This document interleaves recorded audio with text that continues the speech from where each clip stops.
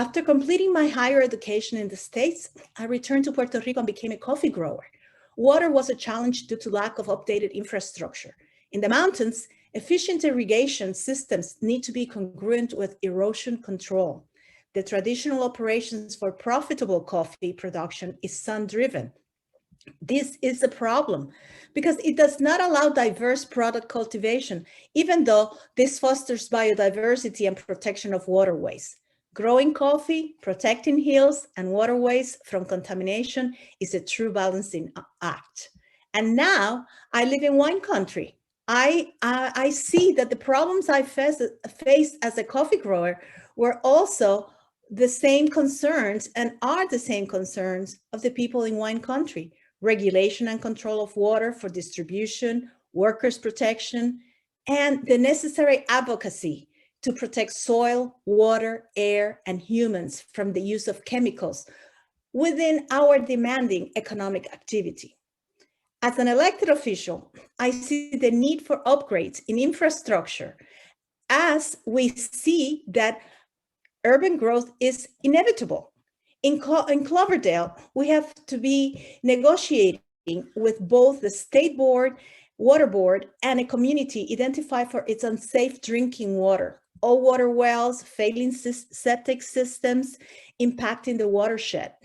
The greatest challenge, cost, and expenses are unable to be met by residents, city, or county alone.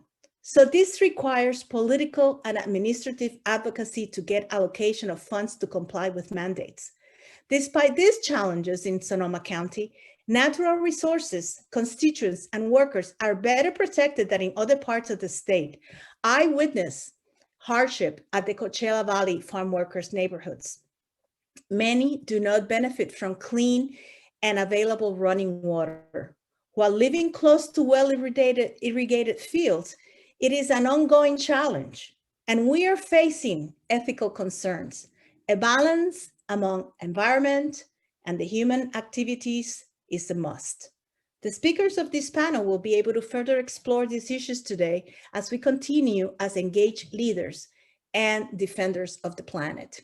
Thank you very much for your time, and I really hope that you enjoyed tonight. Thank you, Martha, for your personal story, for your insight in balancing the needs of nature, workers, industry, government. It's extremely important that we balance those needs, and that's the purpose of tonight's webinar. I'd like to now introduce our moderator for tonight, Miguel Luna. Miguel is a founding board member of WELL. He likes to, I like to hear when he says he works on people, smiles, and water. He's a board member of the municipal water district for Southern California. He's also an advocate for the human rights to water, a small businessman in Southern California, and most importantly, a wonderful father and husband, someone who I enjoy working with at WELL, and will do a wonderful job today as a moderator. Miguel, you're on. Thank you so much, Victor. I appreciate it. Thank you all for joining us today. And I'm stepping in for Castro Estrada, who couldn't join us, unfortunately. But you know, my role today as a moderator is really to keep us on track, on time, make sure that we stay on schedule, respectful of your time, and to introduce the topic and to make space for our great panelists, who is really the reason why you're here to listen. So our topic today is the agriculture industry in California, which we know is pivotal not only to state residents, but to the entire country at large, and really to the nation, given the role that California plays in the nation as the basket. According to the California Department of Food and Agriculture, over a third of the vegetables in the US come from California, as well as 2/3 of the nation's fruits and nuts. Without this state's agriculture industry, many of the produce and dairy we have grown accustomed to having year-round would increasingly be in short supply. At the same time, however, more than 40% of California's water is used by the agriculture industry. This pressure that is formed on the state's water supply contributes at times to drought. It exacerbates existing natural conditions happening, and it impacts the regional and state economies, particularly during the ongoing COVID-19 that we've been experiencing this pandemic. At the local level, water allocations to agriculture may compete with community resources, and we'll, in this panel, we'll unpack what those resources might be. The right to safe and affordable drinking water continues to be unrealized for rural and immigrant farm worker communities, even as they continue to perform essential work in our economy and feed our communities. I'd like now to, call on our panel, and we'll start with, with Rodrigo Espinosa, County Supervisor of Merced, to come on and please give us a brief introduction of who you are for those that don't know you and the good work that you do, Rodrigo. Please. Thank you, Miguel. Hi, my name is Rodrigo Espinosa, Merced County Supervisor of District 1 here in the Central Valley. I was first elected in 2016 as a county supervisor, and in 2020 re-elected to my second term. So, I guess I'm doing a decent job. I was previous mayor of Livingston, California for three terms, which is a total of 6 years. So, it's pretty changing climate here in California with the drought, with the weather, with climate change. But I think that as an immigrant coming in from Uruapan, Michoacan, Mexico, I guess we came in, and I was fortunate to that I was born in Uruapan, where close to La Barranca de Cupatricio, which is a national park there in Uruapan, with it always has plenty of spring water, beautiful water. You can see if you have the chance to visit it, it comes out beautiful and cold, and from the mountains of Michoacan. But also too, we have to deal with contamination when it flows down the river down to down the valley in Michoacan. So like I said, right here by my parents, and started working in the field since then, and while attending school and working in the weekends, summers, and whether it was peaches, almonds, grapes, and cherries, in our region, and now sweet potatoes. Slowly, we were able to buy 20 acres. Eventually grew to more than 200 acres with, along with my parents and my siblings. And I'm, kind of unfortunate, that this American dream that we all look for here in the United States. So also as a county supervisor, I currently sit on as a primary on 2 groundwater sustainability agencies and alternate to 2 other ones. So I kind of started since I started all the GSAs since they were formed, and also as an alternate to 2 other ones. I had the chance to see the process, how when the law was started in California, and eventually, hopefully, we'll be able to pass it on to everybody. But it's not going to be easy. So we'll discuss a little bit more too. And also, I was fortunate to be part of the 2019 WELO members and graduates here in WELL, and 2019, like I said, and we're just looking forward to discussing water with you guys. So thank you very much. Thank you so much, Rodrigo, for sharing that introduction. And now I'd like to invite our other panelist, who will share a little bit about herself as well, and her role in the wine industry. And so we're very happy to have you here. Amelia Moran Ceja, if you can share a little bit about yourself, we'd really appreciate it. Muchas gracias, Miguel. It's very nice to meet you virtually, and thank you everyone for tuning in today to this very important discussion about a precious resource, water. I've been interested in water since I was born, especially because I lived in a village in northern Jalisco, Los Altos de Jalisco, where there was no running water or electricity. So therefore, water conservation was very, very important. And I was exposed to amazing cuisine because I lived with my grandparents' farm, and everything that we consumed for our meals came from their farm. So it was local, seasonal, and organic. So my father finally brought my sister, my mother, and me to the Napa Valley in 1967. I was 12 years old, and he was already established here, and that's how I was introduced to grape growing through my father, Felipe Moran, who also was one of the very first persons elected president of the UFW, United Farm Workers Union, when it was first organized here in the Valley by Cesar Chavez and Dolores Huerta. So I've actually had the privilege of meeting and working with Cesar Chavez, and Dolores Huerta is a very dear friend now as well. So my interest became much more intense once I was also introduced to the struggle of farm workers here in California. And in grape growing, fast forward to 1980, after I married my this young man who had just arrived from Michoacan when I arrived from Jalisco in 1967. And we, after college, we got married, and we spent all of our weekends looking for land. We knew that we wanted to own land in Napa and Sonoma and establish vineyards, and eventually launching our own brand.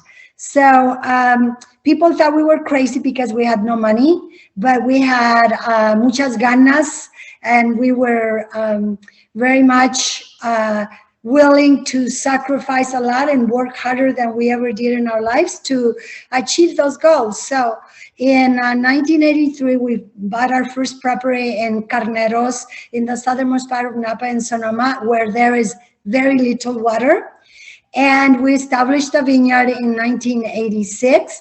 And it's to establish vineyards, it's only the very first few years that you actually need to irrigate the vines. Once the root systems are established, then we dry farm our vineyards. But I've also not only did we acquire land, but eventually we launched our own brand, Ceja Vineyards, which this is, for those of you who don't know Ceja, this is a bottle of excellent Pinot Noir we'll be having tonight. And I invite you to come and visit us. We care very deeply about the environment and the people that work in the vineyards as well. So from the get-go, we have been very much mindful of farming sustainably to make sure that no one is exposed to harmful anything, and also to protect the environment. And ultimately, you can taste it in the bottle of wine. So water management is very important for the grape growing industry because it is a multi-billion-dollar industry, and we want to make sure that there's room for everyone, and that everyone thrives in the wine industry. So muchísimas gracias por invitarme. Thank you, Amelia, and stay on camera, because what I'm going to do is I'm going to invite Rodrigo, supervisor, to just join us and have a conversation. So I'm hearing some threads here, and certainly our conversation today will be about the agricultural industry. I want to touch on farm workers, right? That you talked about your Don Felipe being an inspiration to you, your father, Amelia, and the human right to water. That's very important. But the threads that I hear are people, water, environment, and economy. So keep those as part of your thoughts today as we have our discussion, and feel free, to pivot from the main question that we have today and from the questions today, and I'll rein us in if we need to. So, but I want to kick us off with our introductory question to the both of you, and that's how do you see California? How can California restore the balance between water and agriculture? And balance is sort of a word here that evokes that there is an imbalance and that we're trying to restore it. So you can dive in a little bit more and maybe opine and say there is no imbalance. But if the question were how can California restore that balance between water and agriculture, how would you take that on? And why don't we start with Rodrigo, and then Amelia, if you can chime in after that. So Rodrigo, why don't you take that on first? Thank you, Miguel. Well, first of all, I think that I don't think people will say there's it's hard to balance it, but as Californians, I think we all have to work together because we're all one California, and with populations mostly in the South LA region, the Southern California, and on the West, here in the Central Valley, we're the breadbasket of the world, and on the northern part of California, which is we have the California aqueduct, so all the water comes in from Sierra Nevada mountains, up and down California. So, as Californians, as citizens, we all, whether you live in the city or in agriculture, I think that we have to work together eventually through our elected officials, all the way up to the state, to make sure that, it's kind of hard, they say, well, the balance is because, the population is kind of like the one that demands, and then they kind of lead in with their votes, with more representation in the state. But together, I think that's why there's division. People want to divide the state, and maybe I've talked about dividing the state, but I think we have to work together eventually to make sure that we have a stable water supply in the future, groundwater and surface water. And make sure that people have clean water to drink, and it's all the future of California. So there has to be sustainability. We have to plan better. We have to make sure that we have to the growth is going to happen, but we have to make sure that we grow in housing and population. We have to do a better job. I guess like I said, eventually there's plenty of regulation already. There's going to be more regulation. I'm pretty sure it's not going to stop, but whether we build more dams and, other people don't want dams because it harms the environment, we all have to work together, eventually. So I don't know what Amelia's thoughts are but thank you, Miguel. Thank you, Rodrigo. And before I pass it off to you, Amelia, there's some thoughts here that they came up from Rodrigo's response, and sort of what I picked up from Rodrigo's answer was the balance between population and the needs of the agricultural needs that feeds our community. It's almost like the urban rural kind of balance, but also I heard the environment and the long term. So just wanted to highlight those things that I heard from Rodrigo. But Amelia, I'm interested in hearing from you also. What do you see as a way of that, how California currently balances those things, and how do you see that, please? 2 words: conservation and innovation. I'm not an expert in other areas of California in water usage, but I am an expert in water usage in wine country. And what we've been able to do with our partnership with UC Davis, which is 30 plus miles east of Napa and Sonoma counties.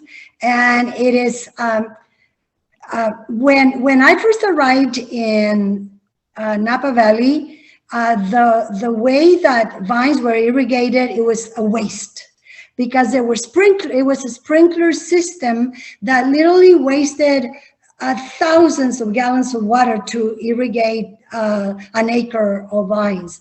And through innovation, we now use drip irrigation systems that we can monitor, and we can actually elect how many gallons per hour we want to irrigate each vine. And so even though there is a lack of water specific in the area where I'm at in Carneros, because it's in the southernmost part of Napa and Sonoma, the average rainfall varies between 18 and 22 inches per year. And the water reservoirs are so deep that are well to actually irrigate this vineyard that surrounds my house. It's over 300 feet deep. So, but what we've been able to do, it's really wonderful, and not just Serra Vineyards, but the entire wine industry, is that we've adopted that system of irrigation. And then once, as I mentioned earlier, the vines are established, you can elect to dry farm. We dry farm our vineyards once all of the different vineyard sites that we've developed ourselves, they're established with dry farm. That means that the irrigation system is there in case we need it, but like literally we find that actually wines, the more that the vines struggle, the more complex and more wonderful the wine is. And so as well, there is, like Marta mentioned earlier, we're very fortunate that Napa and Sonoma counties workers, well, they also have a higher salary than any other counties in California, and there is a lot water readily available to every worker, so we don't have those issues as in the Coachella Valley.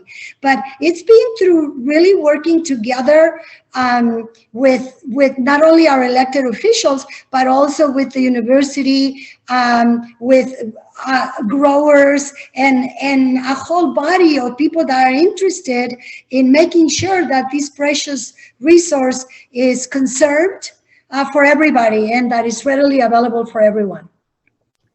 Thank you, Amelia, for that. And as you were saying, it made me, it's a good tee up to our next question. But I want to acknowledge what you said about conservation and innovation, and also acknowledge the way you talked about the industry. You certainly could have said only Ceja Winery, but what came to mind as you were talking about the industry is the solidarity and understanding that, you know, one winery can't act alone, just like one crop can't act alone, Rodrigo, that this has to be something that is figured out. And so where I want to pick it up from, and Amelia, I want you to answer this first, and Rodrigo, you know, I want you to answer this question as well, is when I heard you talk about the struggle of the vine and how it made that, you know, that grape even better for a better vino that we can have with our meal. And so my next question is related to the struggle of the farm worker and how in California's agriculture industry would not be successful without its farm workers. So given that we're a day after Cesar Chavez Day, it's a good conversation to continue to have, because the struggle that is, you know, it certainly was highlighted yesterday, but it's a struggle that happens on an everyday. So how can the industry, agriculture, continue and better protect the farm workers' rights? So Amelia, if you could take this on first, and Rodrigo, if you could answer this as well. Yes, well, I've been involved with the farm worker union since way back in the 70s, when it was first introduced to Napa Valley and the wine industry. And as I mentioned earlier, my father, Felipe Moran, was one of the very first presidents at Napa Valley Vineyard Management, which one of the very first huge operations that the workers adopted, voted to be represented by the UFW. So, and I've also been quite active. I actually went to testify in 2015 in Congress I was invited to go and advocate for farm workers' justice, because even though in California is a state that has the better protective laws for farm workers, the rest of the country, and there's still a lot more that needs to be done in California, the rest of the country is in dire straits. In some southern states and the Midwest, there's still children under 18 years old that pesticides are applied, and they are still out there on the fields. It's not against the law.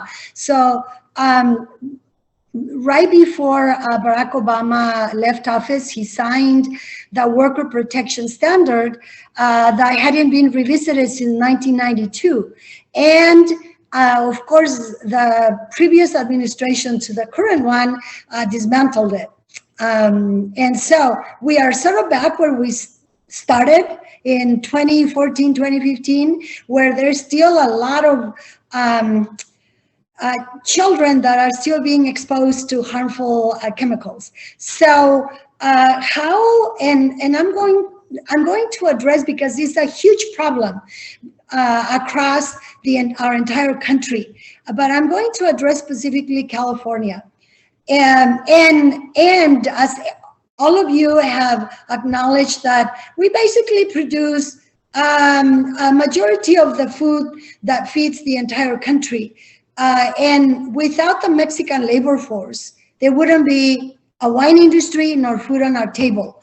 So it's always going to be that struggle between the growers and the workers. And oftentimes there's so many workers that are here undocumented, because no human being is illegal. Undocumented, they cannot defend themselves. So it is up to us who can to do so, because it is the right thing to do. Now, I've been working with, we're members as a business owner in the wine industry. We're members of every trade association that deals with the wine industry. And I definitely am very vocal and voicing the desire to have to diversify and have a lot more representations of Mexican Americans in positions of power, so that we can all together advocate for so many that cannot advocate for themselves. So it is a struggle, and we have to remain vigilant. We can't let up. If in Napa and Sonoma, we have a lot of workers that come from far away, because the salaries for farm workers are much better. So there's also a lack of affordable housing. Here, these beautiful valleys where real estate it's so astronomical that all of the people that the workforce that is needed to farm these vineyards, they cannot afford to live here. So, and yet there are also many laws that protect agricultural zones. So you cannot build in Upper Sonoma, you can't build housing in agricultural zone areas. So there is a lot of disconnect, and we're very fortunate in Napa that we now have, for example, 3 supervisors that are Latinos, Mexican American, so that are going to be instrumental in helping to change and shape the future of this county, so that there is more affordable housing that is built, so that the people that work here can also live here. So it's really hard, and I get sometimes very frustrated because it takes time to build a coalition of a lot of people that are interested in the same goals. but I will never give up. And I know that there are so many of us that care so deeply about the well-being of everybody in our beloved state. Thank you, Amelia, for those thoughts. And you bring up some really good threads that Rodrigo, perhaps you can pick up on. But I do appreciate your comments about someone being undocumented. It really goes to what your core values and core beliefs are. And again, back to the collaboration and bringing in these issues of housing, right? Equally, where you might have farm workers that are operating in a farm, and then they see that fresh water just passing them, down the aqueduct, but don't have access to that water. And we can talk about the human right to water a little bit later. But thank you for bringing those points up. So, Rodrigo, what's it gonna take? Is it regulations, legislation, zoning? These are things that I heard Amelia bring up. So what are your thoughts on this? How do you think it's going to be like Amelia said, is more strict regulations to support the farm worker. I started as a farm worker as a young boy when I came from Mexico, and eventually my dad, we were progressing to owning our own farms.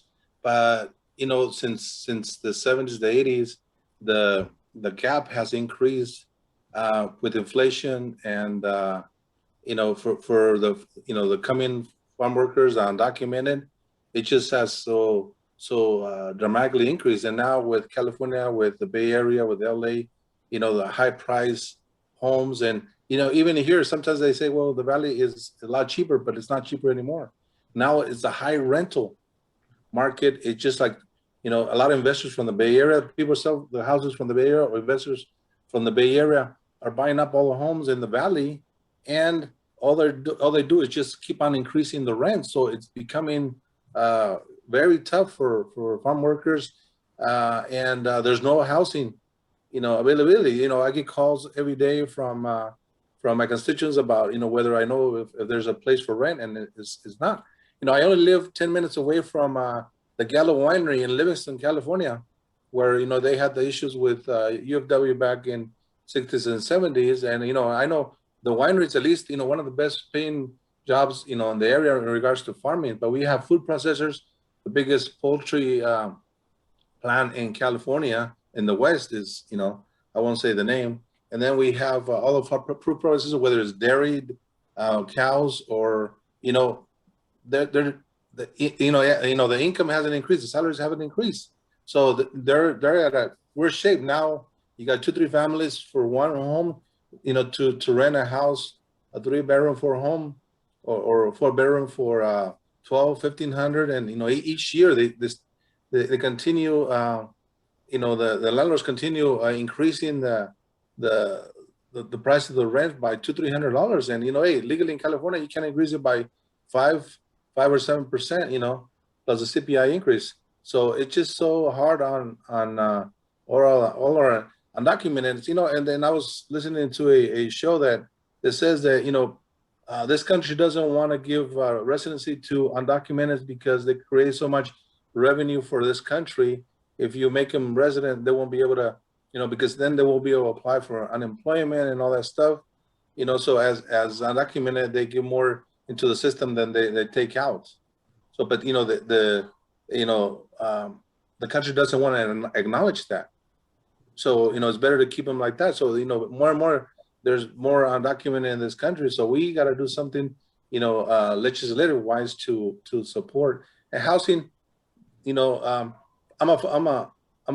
I'm a elected official in the county, and I see that farmers really, they're making more money, and they want to provide less housing because they don't want to deal with farm workers, whether creating issues of fighting, and back in the 80s, and before then about fighting with alcohol, whatever. That's besides the point. But they just don't want to deal with the issue. So it's a lot easier just to pay them, maybe $1 more or less, but not to have that housing issue.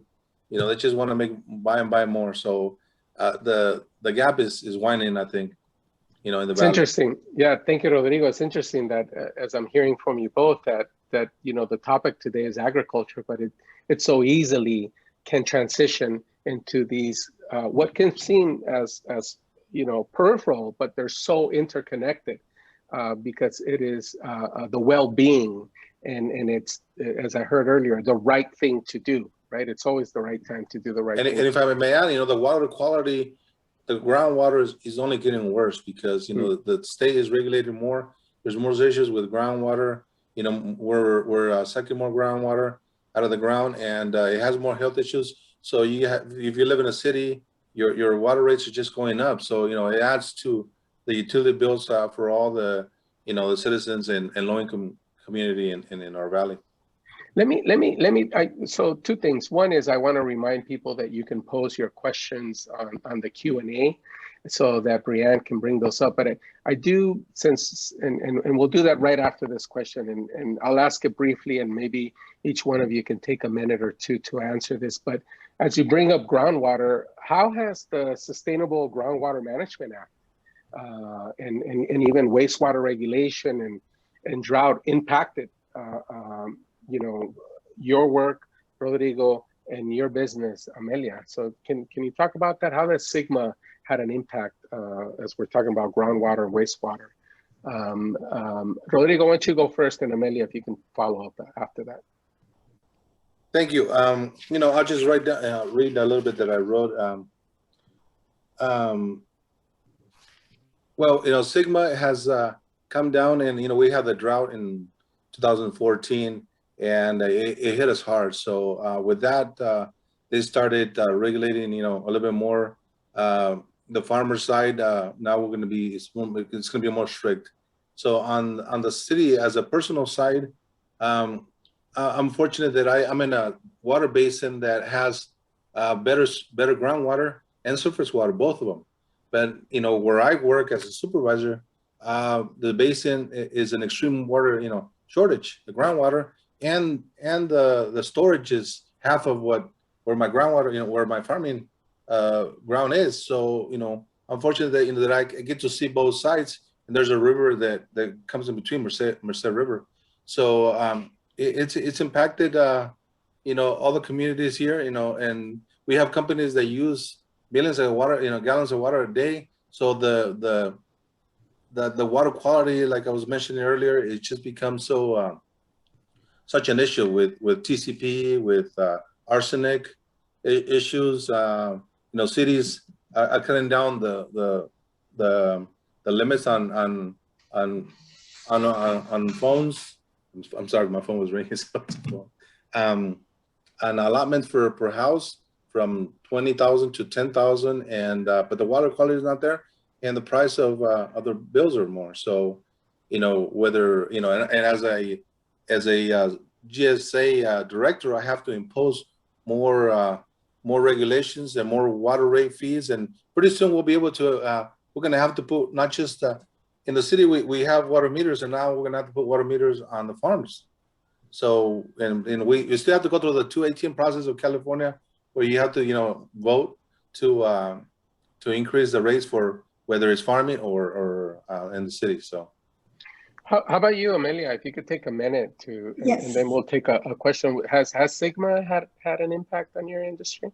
Well, it gave us the impetus to actually, we all the citizens here and the residents in Napa County, we voted to tax ourselves to bring recycled water in use for agriculture.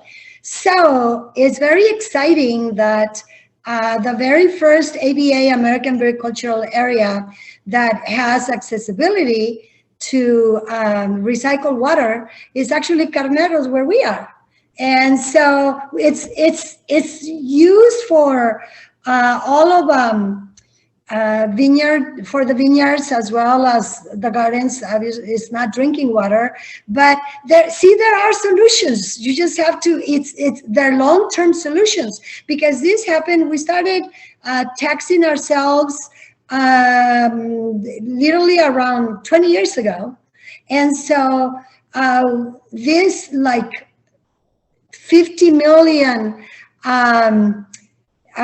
project it finally came into fruition, and now all of this area that encompasses thousands of acres of vines, we have access to recycled water. So there are solutions. You just have to be willing to actually make sure that everyone is on the same page, because not only through innovation, but also like using a lot of this recycled water has freed up so much more water for more affordable housing in Napa, in the city of Napa, which is where you can build affordable housing. So we're all of the everyone in agriculture in wine country, we all want to do the right thing. I haven't met anyone who is opposed. And even though, I mean, literally we were just us, Serra Vineyards, and it was taxed per acre. We were paying per year, and I just so that you grasp, I mean, it cost a lot of money, and it was over a long period of time. But we were paying per year, just in one property, over $2,000 more. But guess what? Now we have, regardless of the drought or anything, we will always have water for our vineyards. It's interesting that, thank you for that, Amelia, and thank you, Rodrigo. You know, as you started with this earlier, and it was innovation and conservation, but these things come at a cost, and you could see it as a cost, or you can see it as an investment.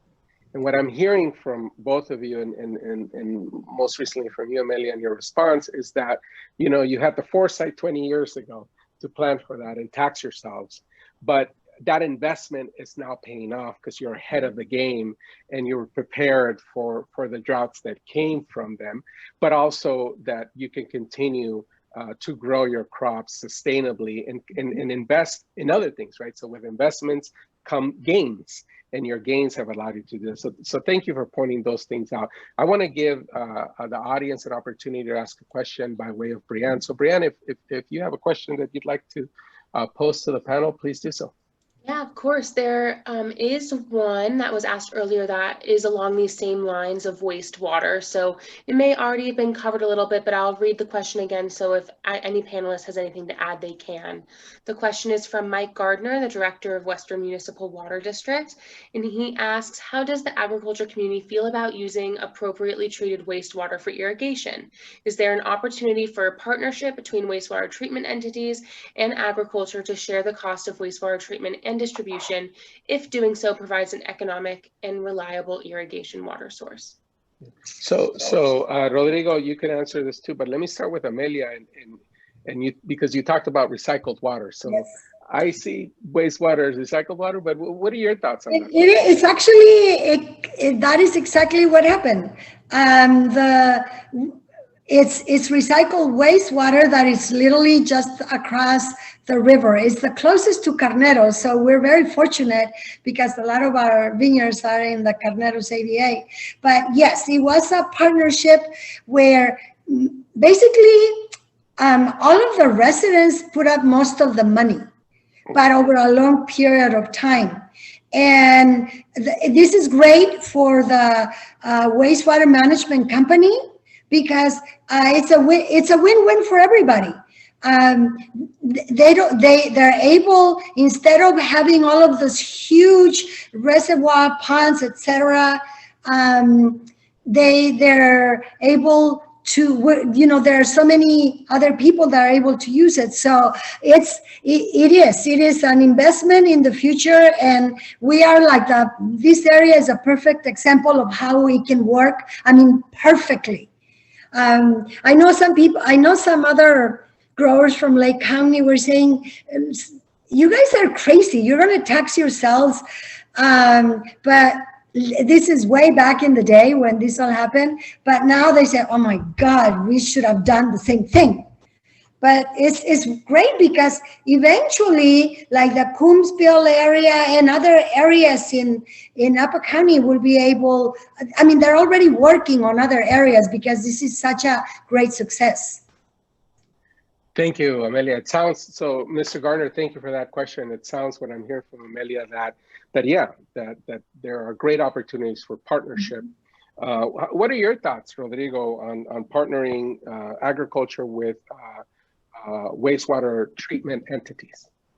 Well, I think it's a great idea. You know, I don't think we've discussed it too much in the Central Valley, but I'm pretty sure that the cities have talked about using reclamation water for parks and other for recreation. Just in the garden area.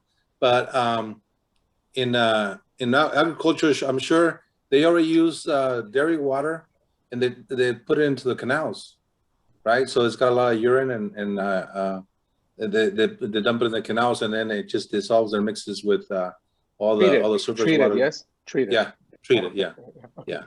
And then they send it down the canals, and then the orchards are irrigated. So I'm pretty sure that if you combine and mix the waters, I'm probably pretty sure that they can go down. As long as it's treated wastewater as well too. There's always already drinking wastewater, right?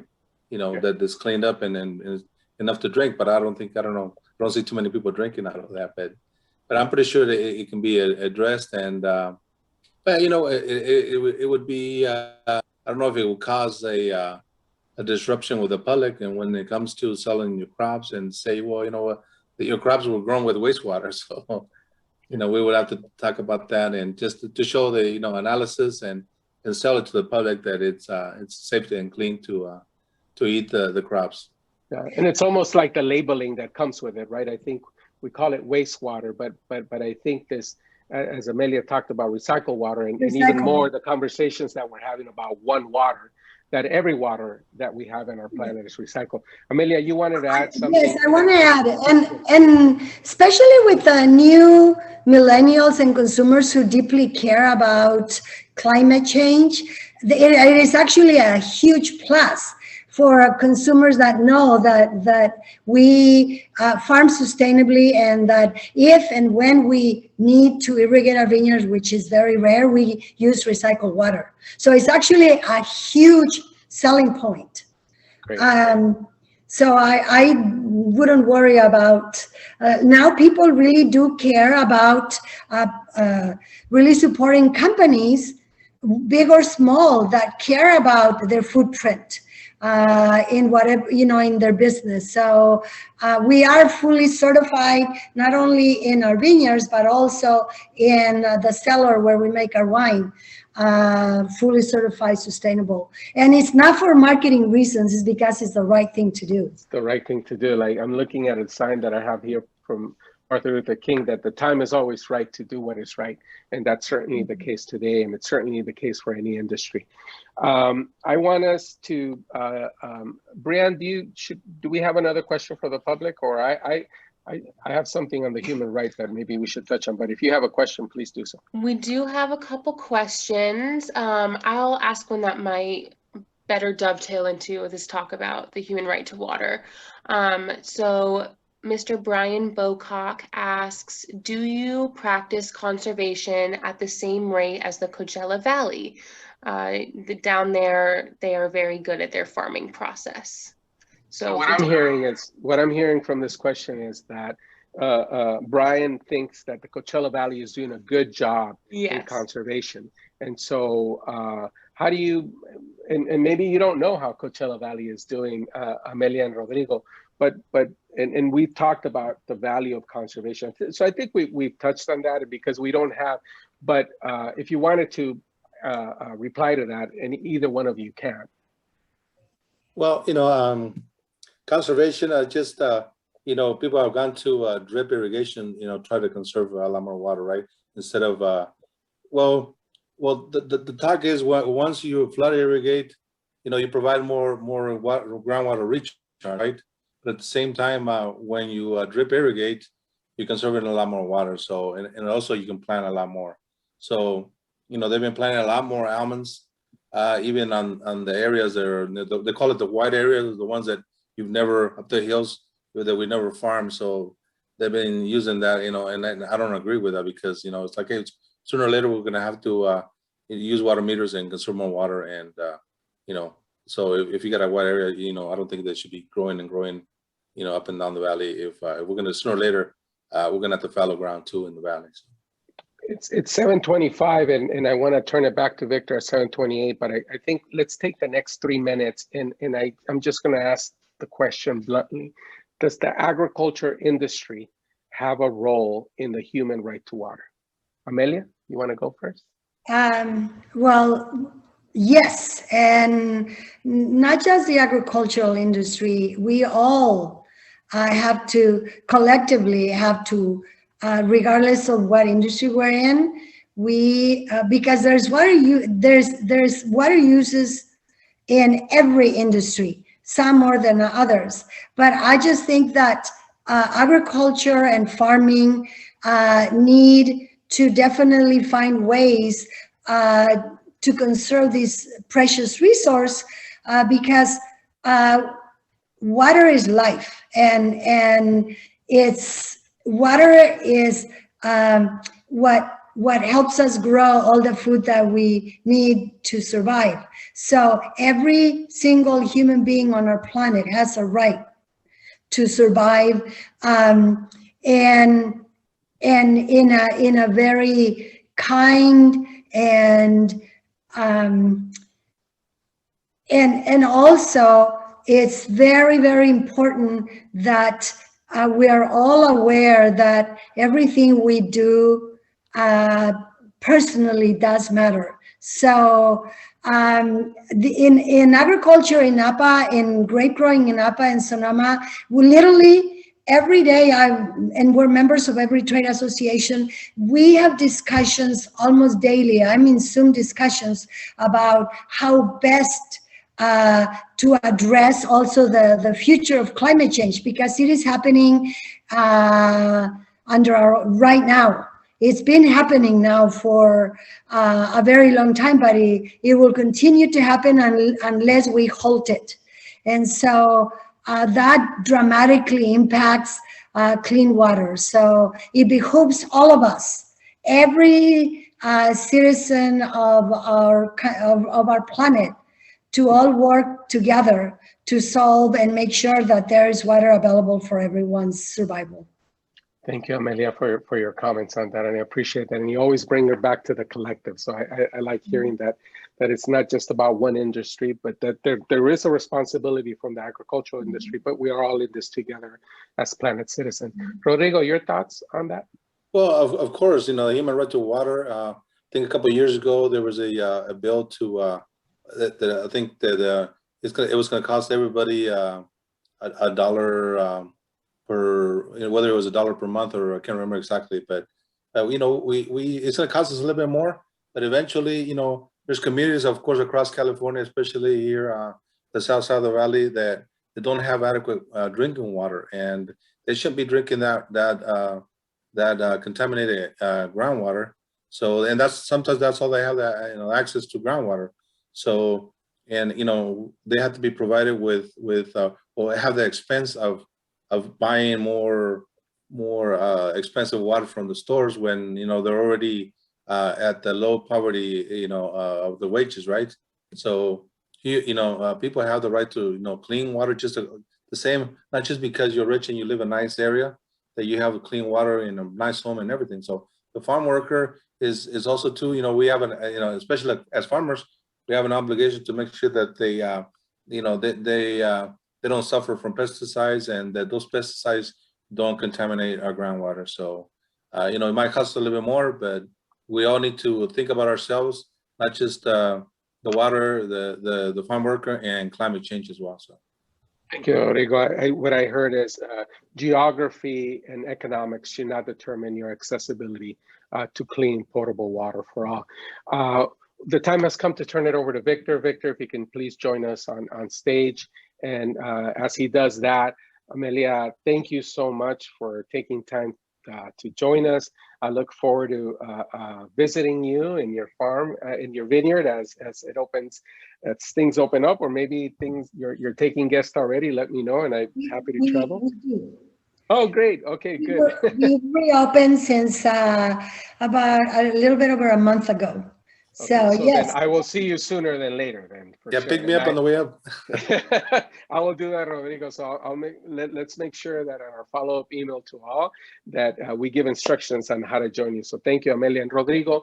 As always, thank you for your leadership in the county and your leadership prior to that in the city, and always at Well. And so with that, thank you both. And let me turn it back to Victor. Victor? Yes, thank you, Miguel. I just want to acknowledge that our moderator, Gastilo Estrada, just texted me and said he had an emergency. He apologized. I asked him to join us to say hello. I'm not sure if he's going to join us, but he did have an emergency and he just let me know. So thank you, Gastilo. I do want to close by acknowledging two board members of Well, Irais Lopez Ortega and Tony Estameta, who are on the call with us. And I'm very excited to see Eddie Valero. Eddie's been trying to get with us for a while now, so I'm glad that he joined us today, and thank you for everyone else. In closing, I just want to say I learned so much today from the speakers and the questions from the attendees, especially about how to do a better job on conserving the water that we so much cherish. Amelia, I want to thank you for sharing your history with the UFW, Cesar Chavez and Dolores Huerta. I think you'd be pleased to know that Well spends a weekend at La Paz, the National Chavez Center, annually with our Untapped Fellowship. We understand and learn about the plight of farm workers and the human rights to water from Paul Chavez, the son of Cesar Chavez. And Rodrigo, I appreciate the challenge and opportunities you face as a local elected official and a farmer. So both of you, once again, thank you on behalf of Well. And finally, please remember you can register for the annual conference. Our conference this year is May 27th from 9 a.m. to 12 a.m. and the registration link is on the chat right here. And remember, in closing, we do this work every day because today, 1 million Californians did not have access to clean and safe water. Good evening, and we'll see you soon.